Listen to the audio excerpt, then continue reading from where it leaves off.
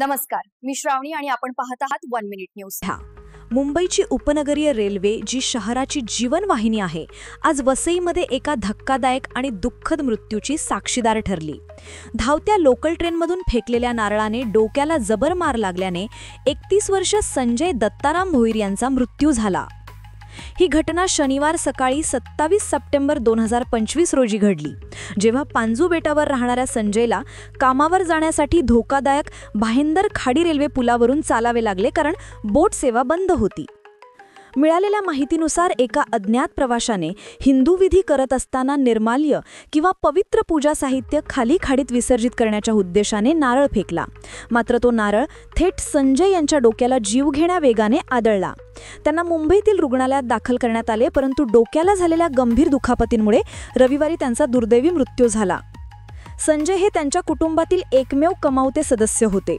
ही काही अपवादात्मक घटना नाही. स्थानिक रहिवासी सांगतात की प्रवासी अनेकदा याच पुलावरून ट्रेनमधून वस्तू फेकतात आणि बेटावरील रहिवाशांसाठी सुरक्षित रस्ता किंवा पूल बांधण्याची वारंवार केलेली मागणी दुर्लक्षित करण्यात आली आहे.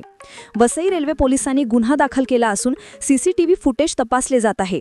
निष्काळजी विधी आणि नागरिक उपेक्षा एकत्र येऊन एका तरुणाचा जीव कसा घेऊ शकते याची ही शोकांतिका एक कठोर आठवण आहे. आता आपण पाहिलं 1 मिनिटाचं संक्षिप्त सारांश. सविस्तर माहितीकरिता हा रिपोर्ट पुढे पाहत रहा. वसईजवळच्या भाईंदर खाडी रेल्वे पुलावर 31 वर्ष सेल्समन आणि आपल्या कुटुंबातील एकमेव कमावते सदस्य असलेले संजय दत्ताराम भोईर यांचा झालेला दुःखद मृत्यू हा केवळ अपघात नाही. ही मुंबई लोकल ट्रेन नेटवर्कवरील निष्काळजी सार्वजनिक वर्तन आणि व्यवस्थेच्या दुर्लक्षाची कहाणी आहे. ही घटना शनिवार 27 सप्टेंबर 2025 रोजी सकाळी अंदाजे 7:30 वाजता घडली. पालघरमधील दाट लोकवस्ती असलेल्या पांजू बेटाचे रहिवासी असलेले संजय यांना धोकादायक रेल्वे पूल पायी चालण्यासाठी वापरावा लागला. ऐतिहासिकदृष्ट्या स्वातंत्र्य सैनिकांसाठी ओळखले जाणारे हे बेट नायगाव स्टेशनपर्यंत मोटर चालवण्यायोग्य रस्त्यामुळे मुख्य भूमिभागापासून आजही तुटलेले आहे.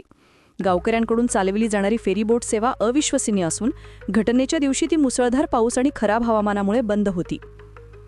संजयचा जीव घेणारे कृत्य एका सामान्य पण धोकादायक प्रथेमुळे घडली.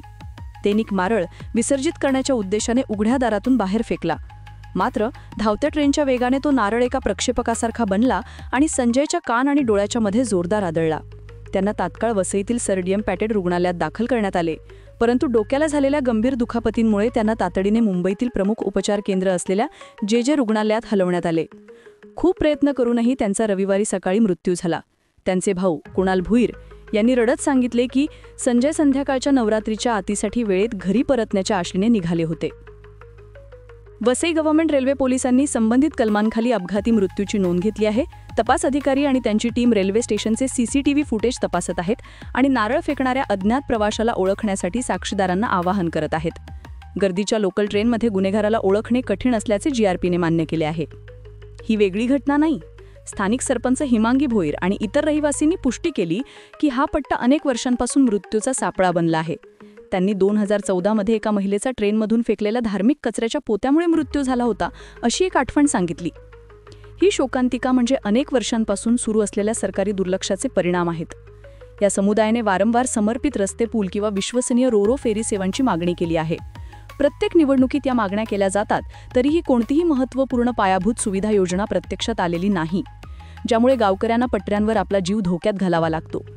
ही घटना म्हणजे वस्तू फेकणाऱ्या प्रवाशांना प्रभावीपणे चेतावणी देण्यात रेल्वेचे अपयश आणि असुरक्षित लोकसंख्येच्या सुरक्षित मार्गाचे मूलभूत अधिकाराकडे शासनाचे सततचे दुर्लक्ष याचे भयावह प्रतीक आहे.